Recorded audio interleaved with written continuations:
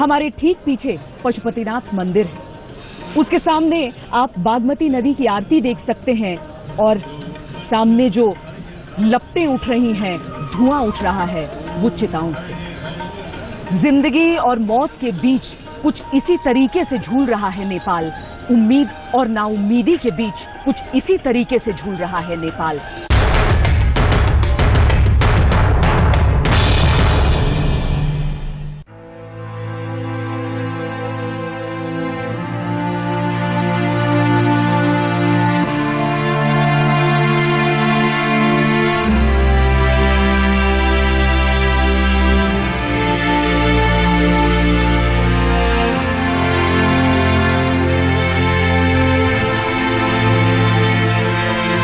महकता था कभी गुलशन यहाँ, हाँ चहकता था कभी बचपन यहाँ।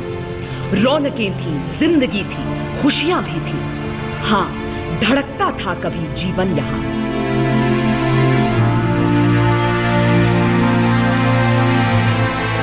अब यहाँ मातम है, सब वीरान है, बस्तियों की जगह बस शमशान है।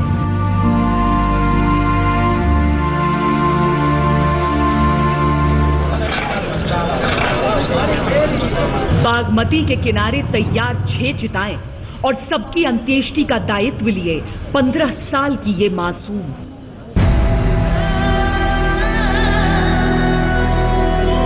नेपाल के जलजले ने इस बच्ची की दुनिया उजाड़ दी। न पिता रहे, न मां, न 3 भाई, भाभी भी भूकंप में चल बसी।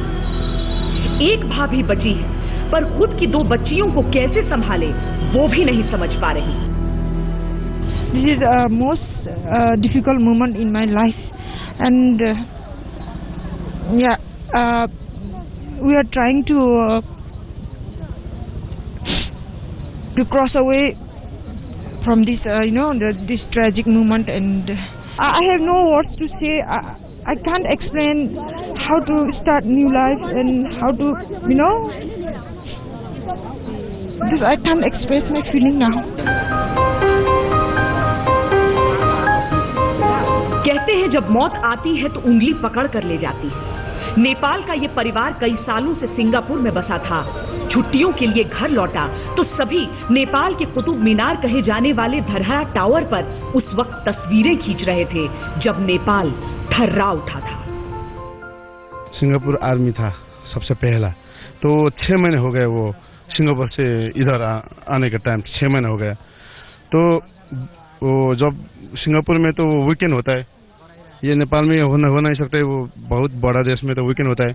तो वीकेंड में सब फैमिली को लेकर ये इसका बोलता है धरारा, सुनधारा, हाँ वो नौतल है, तो वो सब लेके चला गया उधर। They must have to enjoy for enjoy, so अब लेके चला गया। तो जब वो they are going to take a picture, so when they are going to take a picture, then suddenly it happens. The earthquake came here, so now no more.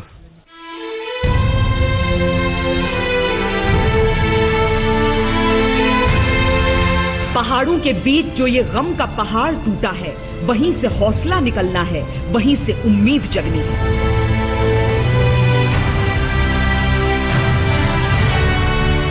Pashupatinath को छूकर बहती बागमती ने न जाने कितनी चिताओं को जलते देखा है, लेकिन इस दर्द को देखकर मानो बागमती का कलेजा भी फट गया। एक साथ एक ही परिवार की 6 चिताएं जल रही हैं। दर्द अब सैलाब बन चुका है। कैमरा पर्सन दिनेश लाल के साथ श्वेता सिंह, काठमांडू, आज तक।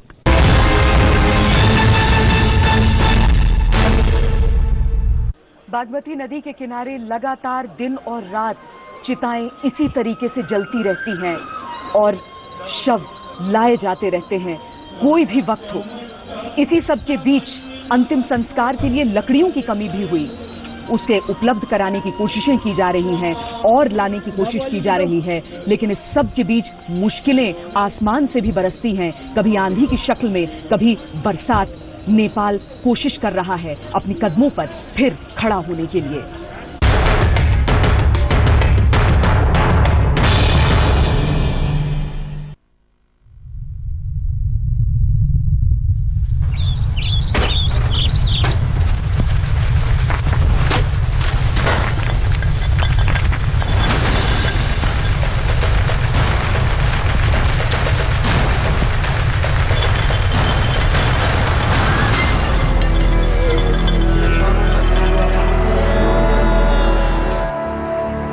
काठमांडू ने कभी ऐसा मंजर नहीं देखा।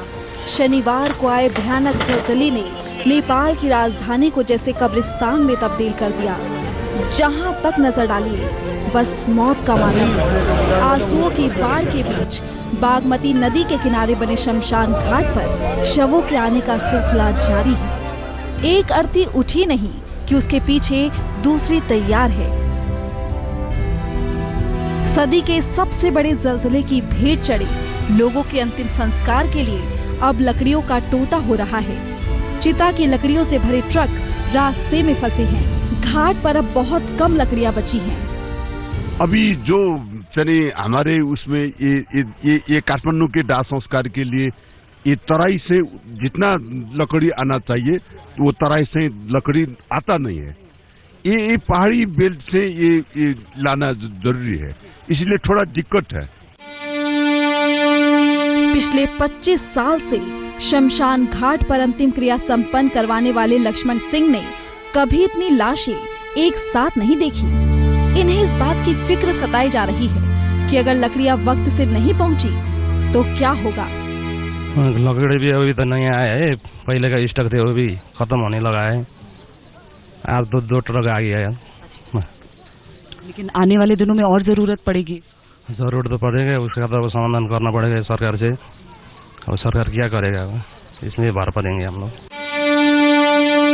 एक इंसान के अंतिम संस्कार में करीब 2.5 क्विंटल लकड़ियों की जरूरत होती है।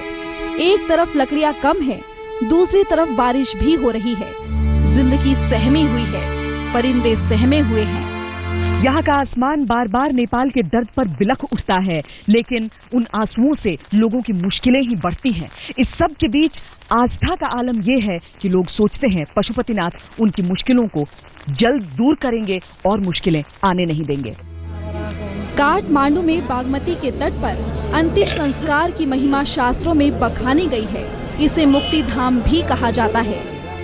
जन्म हुआ तो भी पशु योनि में नहीं जन्मता है, इसलिए पशुपतिनाथ इनका नाम था। और उसके बाद में क्या बोला है इनको, इनका मोक्ष मार्ग भी ये पशुपतिनाथ में जिसका मरण हुआ और वो जल गया, जिसका दाह संस्कार अच्छी तरफ से हो गया विधि विधान से, तो उनका फिर किसी भी जन्म में वो लेने में नहीं पड़ता है, वो सीधी मोक्ष प्राप्त कर लेता है। यानी कैलाश लोक शिवलोक वो चले जाता है। फिर किसी मनुष्य जो नहीं है यार 84 पुण्यमादि 84 लोक नरक पार करके किसी भी 84 लाख जुनी में जन्म नहीं लेना पड़ता है। इसीलिए बहुत बड़ा पुण्य ये पशुपतिनाथ आर्य घाट को बताया गया है। बागमती के इस मुक्ति धाम में जिनकी अर्थियां पहुंची हैं, उन्हें स्वाभाविक मौत नसीब नहीं हुई। भीषण भूकंप ने हजारों मासूमों की जान ली है। ये मान्यता है कि पशुपतिनाथ में बागमती के किनारे अगर अंतिम संस्कार किया जाए तो मोक्ष जरूर मिलता है। लेकिन एक तो विपदा का पैमाना, दूसरा लकड़ी की कमी। नेपाल एक उम्मीद के सहारे जी रहा है। कैमरा पर्सन दिनेश लाल के साथ श्वेता सिंह, काठमांडू, आज तक।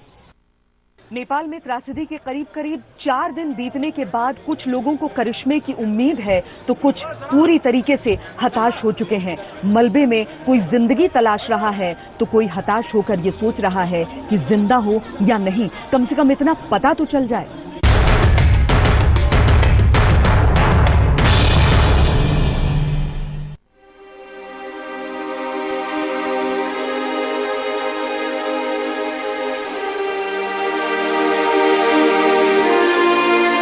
बच्चा अस्पताल सब कोई नहीं मिल रहा है, दोनों बच्चा बहुत दुख हो रहा है। बीवी का इंतजार में बैठे हैं, अभी तक हम पानी तक नहीं पिया है।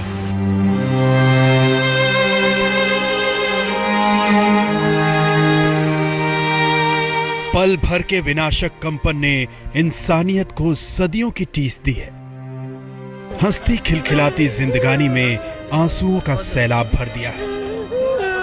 एक तरफ वो है जो मलबे में दफन है, कहां है, किस हाल में है, जिंदा भी हैं या सांसें थम गई, कुछ पता नहीं। तो दूसरी तरफ वो है जिन्हें कुदरत ने तो जिंदा छोड़ दिया, लेकिन अपनों के बिछड़ने का गम उन्हें पल पल मार रहा है।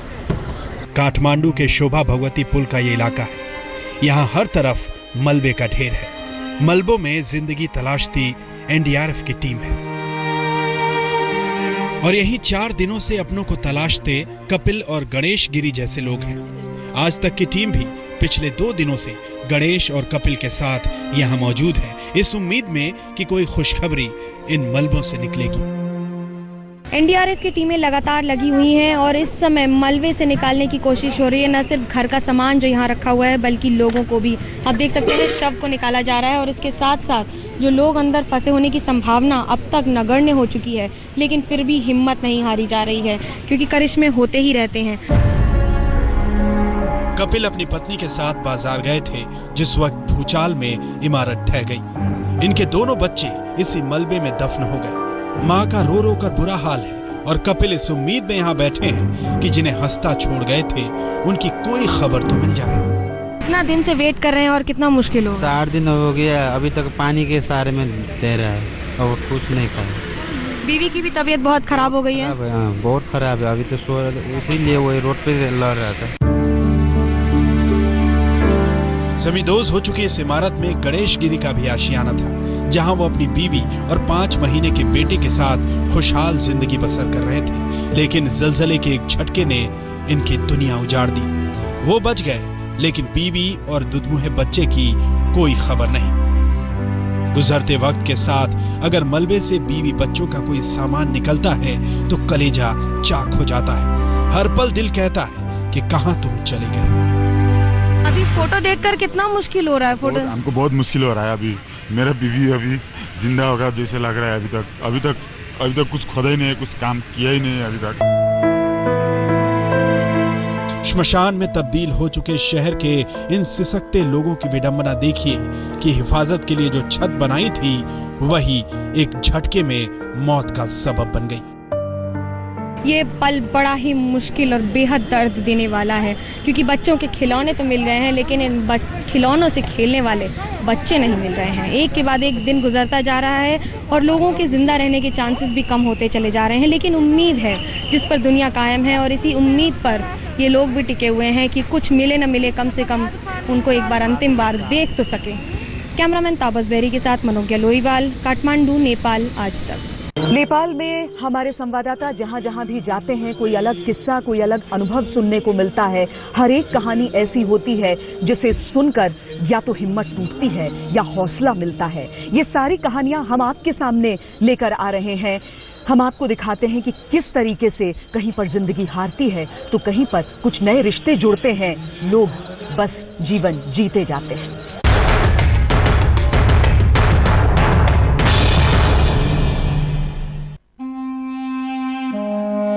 काठमांडू का ट्रॉमा सेंटर नेपाल में भूकंप की त्रासदी की कहानी कह रहा है। मौत से लड़कर ये लोग जिंदगी की आस में यहाँ पहुँचे हैं। इनकी तो जिंदगी बच गई, लेकिन ऐसे हजारों लोग हैं जिनकी जिंदगी में दर्द नासूर बनकर ठहर गया है। शंखू गांव के सूरज की आंखों में दर्द का सैलाब उमड़ा है। जलजला इनकी पत्नी को निगल गया। इधर घर पे लाया तो एक दिन बैठा, फिर कल शनिवार तो भूकंप आ गया। आपने अपने बच्चे को तो जी भर के देखा भी नहीं। ये त्रासदी के बाद जिंदगी का दूसरा रूप है। एक तरफ मौत का तांडव है तो यहाँ नई जिंदगी की शुरुआत है। यहाँ एक जोड़ा जन्म जन्म के बंधन में बंध रहा है। एक तो भूकंप के झटके और उस पर मौसम की मार।